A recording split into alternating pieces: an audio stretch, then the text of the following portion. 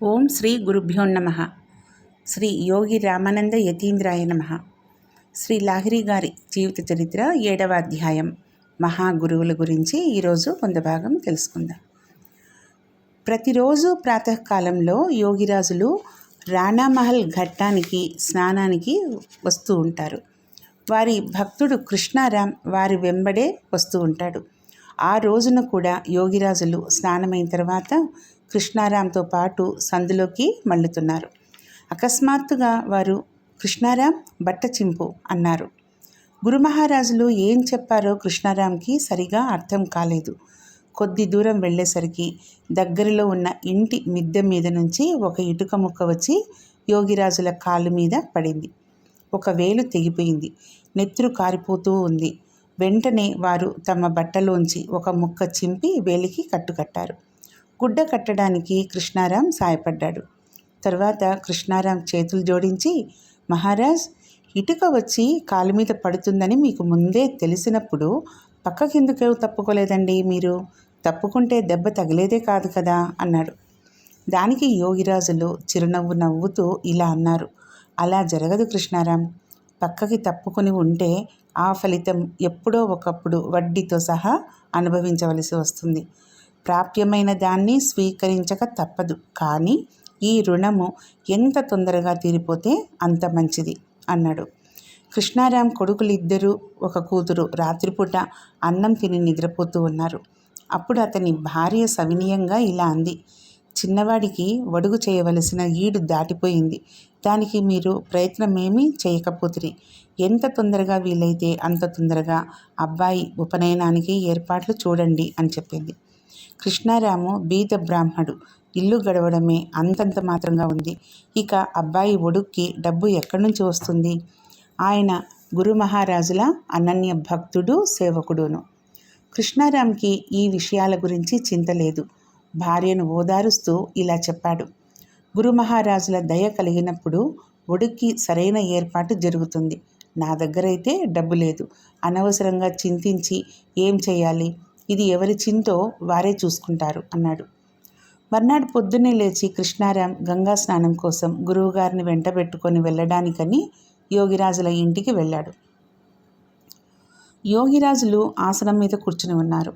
కృష్ణారాం నమస్కారం చెయ్యగానే యోగిరాజులు తమ ఆసనం కింద నుంచి 30 రూపాయలు తీసి ఇచ్చి ఇలా చెప్పారు.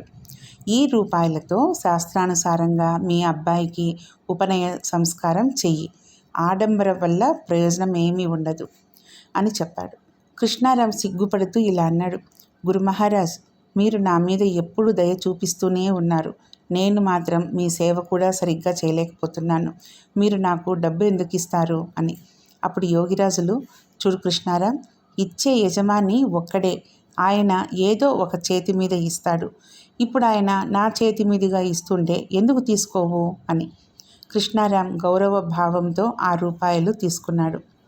పాంచకౌడి వంద్యోపాధ్యాయులు యోగిరాజుల ప్రియ భక్తుల్లో ఒకరు. ఆయన ఉన్నత సాధన చేసినవారు. కానీ సంసారం అనే పంకిల పరిసరంలో ఉంటూ భగవత్ సాధన చేయడం చాలా కష్టం కావడం చూసిన మీదట ఆయన మనస్సులో వైరాగ్యం మొలకెత్తింది. ఇల్లు వాకిలి విడిచి ఎక్కడికైనా వెళ్ళిపోదామని మనస్సులో నిశ్చయించుకున్నారు ఆయన. కానీ వెళ్ళిపోవడానికి ముందు గురువుగారి అనుమతి కావాలి. వంద్యోపాధ్యాయ గారు ఒకనాడు గురుదేవుల సన్నిధికి వచ్చి సన్యాసం తీసుకోవడానికి అనుమతి ఇమ్మని కోరారు. యోగిరాజులు ఆయన చెప్పేదంతా విని గంభీరంగా ఇలా అన్నారు. మీ జంధ్యం బరువుగా ఉందా? మీ జట బరువుగా ఉందా? జనము మిమ్మల్ని మన్నించాలని, కొంచెం డబ్బు సంపాదన కూడా జరగాలని సాధువుగా తయారై మీ గురించి మీరు ప్రచారం చేసుకోవాలనుకుంటున్నారా? జేగురు రంగు బట్ట కట్టుకున్నంత మాత్రాన జనము సాధువులైపోయినట్లయితే గాడిదలు, గుర్రాలు కూడా సాధువులైపోవాలి కదా. వాటిది కూడా జేగురు రంగే. మరి వాటినెందుకు సాధువులని అనరు? ఈ పిచ్చి అంతా వదులుచుకోండి. సంసారంలోనే ఉండి మీరు సంపాదించగలిగినంతలో జీవనం గడుపుకోండి. ఈశ్వర సాధన చెయ్యండి. ఇతరుల దగ్గర దానం పట్టి జీవనయాత్ర సాగించకండి అన్నారు. చివరికి పాంచకౌడి వంద్యోపాధ్యాయ గారు తల వంచుకొని వెళ్ళిపోయారు. ఈయనే ప్రగతి సాధించి కేశవానంద బ్రహ్మచారి పేరుతో విఖ్యాతులయ్యారు. భారతవర్షంలో ఆధ్యాత్మ జగత్తు అస్థిపంజరాల వంటి మఠాలకు, మిషన్లకు, ఆశ్రమాలకు కొరవలేదని యోగిరాజులు అంటూ ఉండేవారు. మఠాలు, మిషన్లు స్థాపించడం వల్ల ఈశ్వర సాధన అయిపోదు. ఇవన్నీ ఈశ్వర సాధనకు ఆటంకాలు కలిగిస్తాయి. మఠానికో, మిషన్కో ప్రచార ప్రసారాలు ఎలా జరుగుతాయన్న విషయము మీదే మనస్సు నిలుస్తుంది. కాబట్టి వారు ఏకాంతంగా, రహస్యంగా సాధన చేసుకోవడానికే అధిక ప్రాముఖ్యం ఇస్తూ ఉండేవారు. వారు చెప్పేది ఏంటంటే, జేగురు రంగు బట్టలు కట్టుకోవడం వల్ల జనం సాధువుగా గుర్తుపడతారు. కానీ సాధనలో వ్యాఘాతం వచ్చి పడుతుంది. తెల్లటి గుడ్డలు కట్టుకుంటే జనం గుర్తుపట్టలేరు. సాధన కూడా చక్కగా సాగుతుంది. సన్యాసి జీవనం చాలా కఠినమైంది. ఈ కారణం వల్లే వారు ఏ భక్తుడికి సన్యాసం తీసుకోవడానికి అనుమతి ఇచ్చేవారు కారు. అయినప్పటికీ మొదటి నుండి వారి భక్తుల్లో సన్యాసం తీసుకున్న వాళ్ళు చాలామందే ఉండేవారు. గృహస్థుడు సంసారంలోనే ఉండాలని చెప్పేవారు. సన్యాసిని సన్యాశ్రమంలోనే ఉండమని ఉపదేశించారు. ఎవరు ఏ ఆశ్రమంలో ఉంటే దాంట్లోనే ఉంటూ ఆత్మసాధన చేయాలని వారి ఉపదేశం. మార్పిడికి అవసరమేదీ లేదు. ఆ స్థితిలోనే మేలు జరుగుతుంది. బట్టలు మార్చుకోవడాన్ని కూడా నిషేధించేవారు వారు. రంగు బట్టలు కట్టుకుంటేనే ఈశ్వర ప్రాప్తి కలుగుతుందనేది ఏదీ లేదు. ఎవరికి ఏ దుస్తుల అలవాటో, ఎవరు ఏ పరిశ్రమలో ఉంటున్నారో అవే మీకు అనుకూలమైనవి. ఆ విధంగా ఉంటూ ఆత్మసాధన చేస్తుంటేనే జీవితము సఫలమవుతుందన్నారు. ఒకసారి యోగిరాజులు శిష్యులైన కేదార్నాథ్ గారి భార్యకు కలరా వ్యాధి వచ్చింది. ఆమెకు మరణం ఆసన్నమైన స్థితి వచ్చింది. చిన్న చిన్న పిల్లలు, కూతుళ్ళు, కొడుకులు చాలామంది ఉన్నారు. వాళ్ళని పెంచి పోషించే భారం ఎలా? భార్యకి ఏమన్నా అయితే చాలా కష్టం వచ్చి పడుతుంది. ఇలా అనుకొని కేదార్నాథ్ గారు గురువుగారి దగ్గరికి పరుగెత్తుకెళ్ళి చేతులు జోడించి ప్రార్థిస్తూ ఇలా అన్నారు: మహారాజ్, నా భార్యను కాపాడండి, లేకపోతే చిన్న చిన్న పిల్లలతో చాలా చిక్కుల్లో పడిపోతాను అంటూ ఏడ్చేశారు. సామాజిక రీతి ప్రకారం యోగిరాజులు ఎవరైనా మంచి డాక్టర్కు చూపించండి అన్నారు. అప్పుడు కేదార్నాథ్ గారు రుద్ధకంఠంతో ప్రార్థిస్తూ, ఇప్పుడు డాక్టర్ని పిలవడం వల్ల లాభమేమీ లేదు. మీరే దయతలచాలి, లేకపోతే ఆమె దక్కదు. నేను మీ శరణు పొందాను. ఇక ఏం చెయ్యాలో మీరే చేయాలి అన్నారు. మహాయోగి హృదయంలో దయ తొణికింది. నేను చెప్పినట్టు చేస్తారా అని అడిగారు. కేదార్నాథ్ గారి మనస్సులో ఆశారేఖ పొడగట్టింది. మీరు ఏం చెప్తే అది చేస్తానండి అన్నారు. వెళ్ళి ఒక సీసా రోజ్ వాటర్ తీసుకురండి అన్నారు. కేదార్నాథ్ గారు తక్షణమే బయలుదేరి ఒక కొట్టులో రోజ్ వాటర్ సీసా కొనుక్కొని వచ్చారు. బాత్రూమ్కి వెళ్ళి మీ మలం కాస్త ఆ రోజ్ వాటర్లో కలిపి వెంటనే వెళ్ళి రోగి చేత తాగించండి అన్నారు. కేదార్నాథ్ గారు అలాగే చేశారు. రోగి మళ్ళీ బతికింది. యోగిరాజులు ఎప్పుడూ లౌకిక రీతిలో వైద్యుల పనులకు వ్యాఘాతం కలిగించకుండా వాళ్ళని సంప్రదించమనే చెప్పేవారు. వాళ్ళిచ్చే మందులకు విశేష ఘనత ఏమీ ఉండేది కాదు. కానీ అదొక ఉపలక్ష్యం మాత్రమే. దేవదుర్లభమైన ఈ మహాయోగులు భక్తుల మేలు కోసం ఎప్పుడూ తమ శక్తియుక్తులన్నీ వినియోగిస్తూ ఉండేవారు. భక్తులకు ఉపదేశం చేసేప్పుడు ఎప్పుడు వారి సాధన సఫలమయ్యే విధంగానే శిక్షణ ఇస్తూ ఉండేవారు. అందరి శరీరాల్లోనూ 6 చక్రాలు ఉంటాయని, వాటిని తంత్రయోగంలో షట్చక్రాలు అంటారని యోగిరాజులు చెప్పేవారు. ఈ షట్చక్రాలే అందరినీ కట్టి ఉంచాయి. మీరు కనుక ప్రాణాయామం ద్వారా అవలంబనారహితులు అంటే ఆధార శూన్యులు కాగలిగినట్లయితే, అంటే శూన్యాన్నే ఆశ్రయించినట్లయితే అవి మిమ్మల్ని ఏమీ చేయలేవు. షట్చక్రాల భేదనం జరిగిపోయిందని అప్పుడు మీకు తెలుస్తుంది. శూన్యం అంటే ఏమీ లేకపోవడం. ఈ ఏమీ లేని అవస్థలో, శూన్యావస్థలో స్థిరపడ్డ మీదట మరే విధమైన అడ్డంకి కలగదు. శ్వాస ప్రశ్వాసల సంగమే సత్సంగం. శ్వాస ఉన్నంత వరకు మాత్రమే జీవుడి సత్తా ఉంటుంది. కాబట్టి శ్వాసే సత్. ఈ శ్వాస ప్రశ్వాసలతో సంగం అంటే మైత్రి చేసుకోవడం వల్ల శూన్యంలో స్థితి ఏర్పడుతుంది. అప్పుడు కర్తృత్వం, చింత, పాపం, పుణ్యం, కోరిక అన్నీ పోతాయి. ఇక స్వభావమే, ఆత్మభావమే కలుగుతుంది. కుండలిని ఆధార శక్తి సుప్తమైంది. ఇది స్థూలాన్ని ఆలంబన చేసుకొని ఆధారాన్ని గట్టిగా పట్టుకొని ఉంది. దీనికి ఆధారచ్యుతి కలిగించాలి. అలా జరిగినప్పుడే ఇది శివుడి లేదా శూన్యం ఆశ్రయంలో నిరాశ్రయం అంటే నిరాలంబం అవుతుంది. నిరాశ్రయం మాం జగదీశ రక్ష. జీవుడు మొదట స్థూలతత్వాన్ని ఆశ్రయం అనుకుంటాడు. కానీ ఏ విధమైన అవలంబము ఆధారము లేని శూన్యతత్వమే జీవుడి వాస్తవ లేదా ప్రకృతి ఆశ్రయం. కంఠానికి ఎగువన ఆజ్ఞాచక్రంలో స్థితి ఏర్పడ్డ తర్వాతే, అంటే ఆశ్రయం లభించిన తర్వాతే జీవుడికి శాశ్వత రక్ష చేకూరుతుంది. ఆజ్ఞాచక్రం నుంచి రెండు వైపులకు వెళ్ళవచ్చు. పైన అవ్యక్తం వైపు కానీ కింద వ్యక్తం వైపు కానీ. వారి శిక్షణా పద్ధతి స్వతంత్రమైంది. వారెప్పుడూ ఆధ్యాత్మిక విషయాలను వైజ్ఞానికంగా వ్యాఖ్యానిస్తూ ఉండేవారు. అందువల్లనే వారు సాధకుల హృదయాలను ఆకట్టుకున్నారు. దేనివల్ల శ్వాస ప్రశ్వాసల గతి స్థిరమవుతుందో అదే ధర్మం. దేనివల్ల స్థిరం కాదో అది అధర్మం. కర్మ ఎప్పుడు బంధానికి కారణం కాదు. కర్మఫలం మీద ఆశే బంధనానికి కారణం. కర్మల్లో మంచి చెడ్డ అన్న భేదాలేమీ లేవు. మోహపాశంతో కట్టుబడి ఉండడం వల్లనే కర్మకు చెడ్డ పరిణామం కలుగుతుంది. ఏ కర్మ వల్ల కూటస్థంలో స్థితి ప్రాప్తమవుతుందో అది శుభకర్మ. ఏ కర్మ వల్ల ఆ స్థితి ప్రాప్తించదో అది అశుభకర్మ. సాధారణ వ్యక్తులు ఆత్మకర్మ చెయ్యరు. ఇందువల్ల వాళ్ళ ఇంద్రియాల శక్తులన్నీ కూడా మలినమై ఉంటాయి. కేవలం పాపపుణ్యాల ఫలాలు అనుభవించడానికే ఈ మానవ శరీరం ఏర్పడలేదు. పాపపుణ్యాలకు అతీతంగా శుద్ధమైన నిష్కామ ఆత్మకర్మ కోసమే ఈ మానవ శరీరం ఏర్పడింది. ఆత్మకర్మ పూర్తి కానంత వరకు మానవ దేహ ధారణ చేయవలసే వస్తుంది. దాని ప్రయోజనం సమాప్తి కాదు. ఆత్మకర్మ అందరికీ చేయవలసి వస్తుంది. అది ఈ జన్మలో కావచ్చు, మరుసటి జన్మలో కావచ్చు. మానవ దేహం లేకుండా ఆత్మకర్మ చేసే ఉపాయమేదీ లేదు. దేహాన్నే క్షేత్రమన్నారు. ఇదం శరీరం కౌంతేయ క్షేత్రమిత్యభిధీయతే.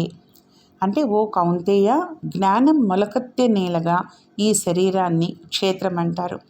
ఎందుకంటే ధర్మం కర్మం అన్నీ ఈ దేహం ద్వారానే జరుగుతాయి. బాహ్య జగత్తులో ఉన్నదంతా ఈ దేహంలోనూ ఉంది.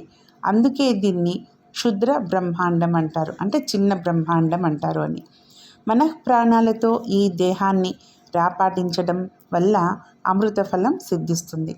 ఈ సందర్భంలోనే మహాత్ముడు రాంప్రసాద్ అన్నాడు, మానవ జీవన రూపమైన దేహం వృధాగా పడి ఉంది.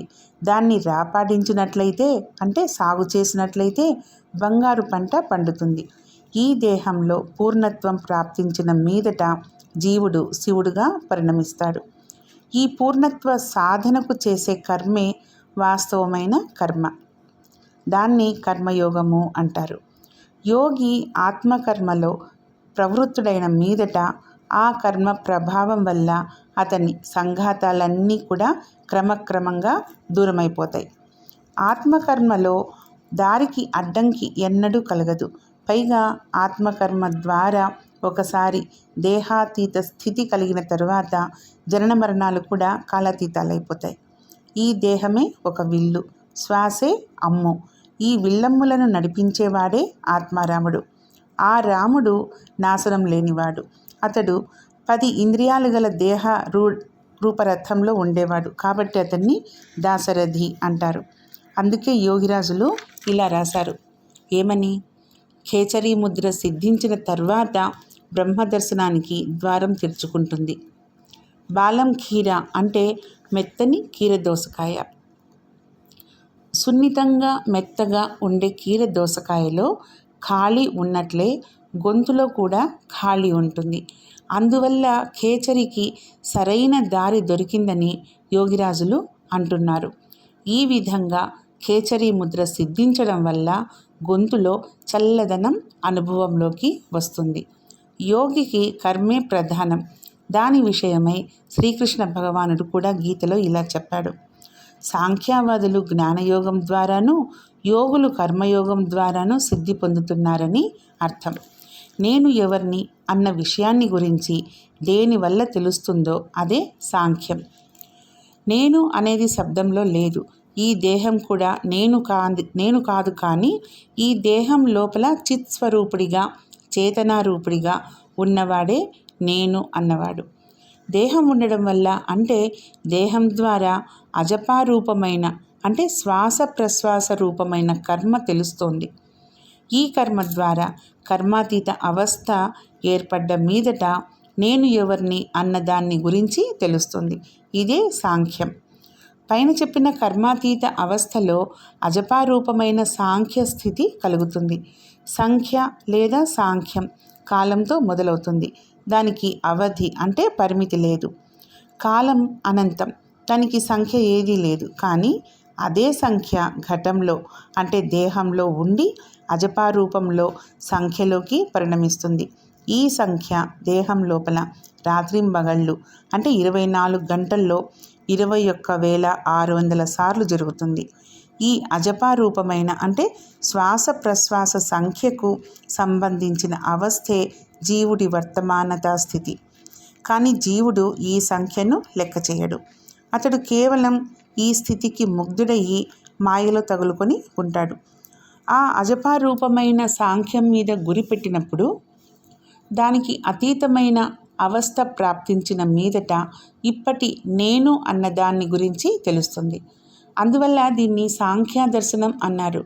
ఈ సాంఖ్యము ద్వారా లేదా సంఖ్య ద్వారా కలిగే జ్ఞానం మీద గురి ఉంచి అంటే శ్వాసగతిని లక్ష్యం చేసుకొని ప్రాణగతి సంఖ్య చేస్తూ ఉండగా ఈ గతి కన్నా అతీతమైన స్థితిలో జ్ఞానావస్థ ప్రాప్తించిన మీదట సాంఖ్యుల అంటే సంఖ్యాకారి జ్ఞానయోగుల మనస్థితి కలుగుతుంది. ఈ జ్ఞానయోగం ద్వారానే సాంఖ్యుల స్థితి ఏర్పడుతుంది. కర్మయోగం ద్వారా యోగుల స్థితి కర్మ అంటే ప్రాణకర్మ ఏర్పడుతుంది. ప్రాణము క్రియారూపంలో పైకి కిందికి సాగుతూ ఉండడమే ఆత్మకర్మ. యోగి అయిన వాడు చేసే ఈ కర్మ క్రియాన్వితమైన తర్వాత లేదా ఆత్మకర్మ చేస్తూ కర్మమేళన రూపమైన ఈడా పింగళ నాడుల గతి ఏకమై సుషుమ్నా మార్గంలో లయమైన తర్వాత కర్మాతీతావస్థలో మనస్థితి ఏర్పడుతుంది. కర్మయోగం ద్వారా యోగులకు కలిగే స్థితి ఇది. జ్ఞానయోగం ద్వారా సాంఖ్యులు, కర్మయోగం ద్వారా యోగులు పొందే స్థితి అనడం వింటే భగవంతుడు 2 రకాల కార్యాల ద్వారా కలిగే స్థితిని గురించి చెబుతున్నాడని పైకి అనిపిస్తుంది. కానీ నిజానికి అది కాదు. అది ఒక్కటే కర్మ. 2 అవస్థలు ఒకటే అవస్థ. ఈ సందర్భంలో శ్రీకృష్ణుడు స్పష్టంగా చెప్పాడు. లోకులు కర్మను అనుష్ఠించినదే నైష్కర్మ్య స్థితి పొందలేరు. అంటే ఆత్మకర్మ అంటే ప్రాణకర్మ లేనిదే కర్మాతీతావస్థ అంటే నైష్కర్మ్య స్థితి ముమ్మాటికి కలగదు అని. రేపు మరికొంత భాగం తెలుసుకుందాం. ఓం శ్రీ గురుభ్యో నమః.